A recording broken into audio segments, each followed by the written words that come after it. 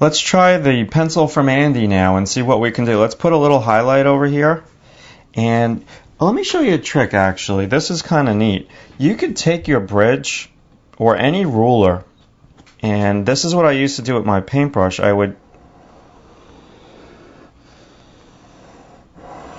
just go over this a couple times, and let's make that nice hard edge. We're going to smudge it out, but this is a great trick.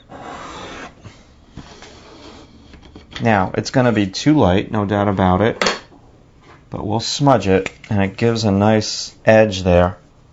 Very different edge. No one will think that you did it by hand, and this pencil is great for that.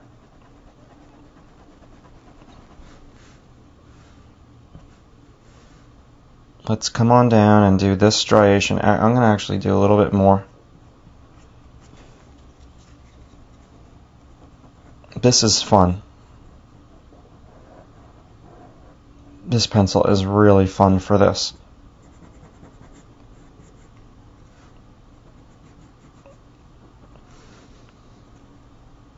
So I've made the conscious decision not to use any chalk. No white pastel on this drawing.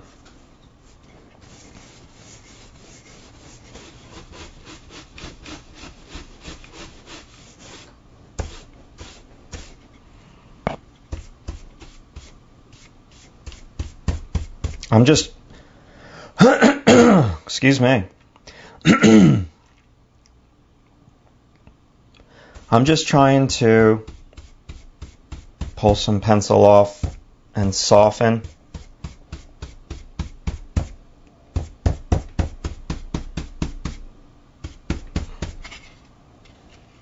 Yeah, it's cool. It looks really atmospheric. The part that I like the least on this whole drawing is this.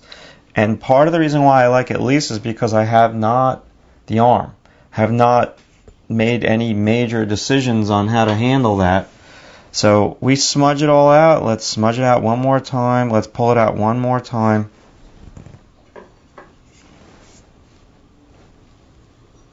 Now if we wanted to, let's do this. Excuse me, I'm just kind of resting my tools out. Do I have a sharp pencil?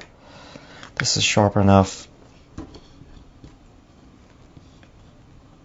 Just got to have a good eye for this. You don't want to kind of taking, barely holding my pencil. A couple fingers, lots of air.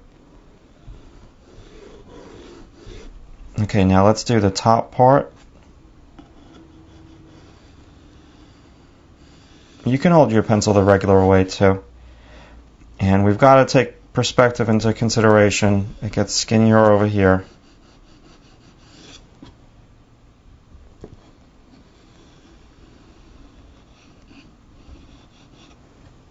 Yeah, this needs the most work on the drawing right now, that section. Let's leave it and let's put some texture down.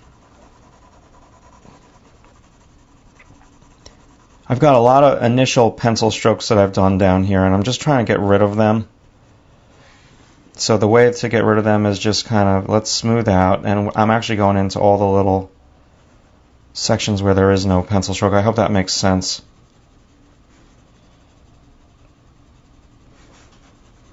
Just trying to give some different texture and different feel, different shades.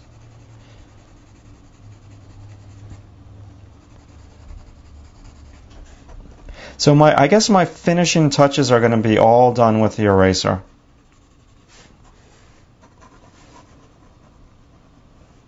There's no dark line on this side like what I'm doing right now. I'm just kind of putting it in. Trying to add some texture with the pencil. And I'm going to gradate down.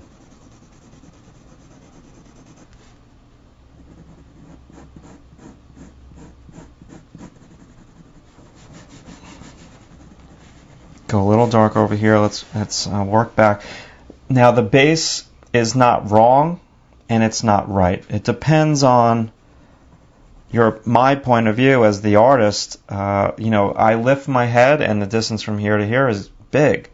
I hunch my back and I lean over and it's smaller. My eyes get down lower, so my eye level line is lower. So You know, that is a give and take thing. You've got to just pick which aesthetically looks more pleasing to your eye. And this area is looking a little muddy. So I'm going to do the opposite on this surface plane. I'm going to go darker. No ruler. This is just the way that my hand moves naturally in that angle. So I'm going to leave that.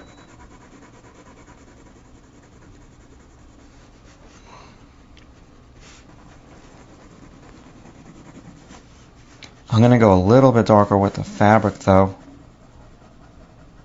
Ay, ay, ay, ay, ay. Mess up.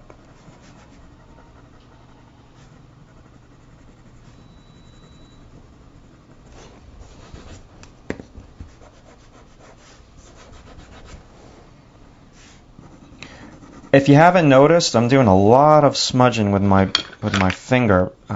Soft is king. Soft edges are king in realism. With no soft edges, there is no realism. So you've got to have soft edges to promote your hard edges. So that's all I'm pretty much doing, is I'm really trying to create atmosphere with soft edges. Things blurred together. And that's to me, one of the few differences between a long drawing and a short drawing, is your ability to get all these different textures of hard and soft edges. I'm just trying to come on in on the base without going super black, and actually giving it where the cast meets the base, I'm giving it like a little bit of an accent without going black.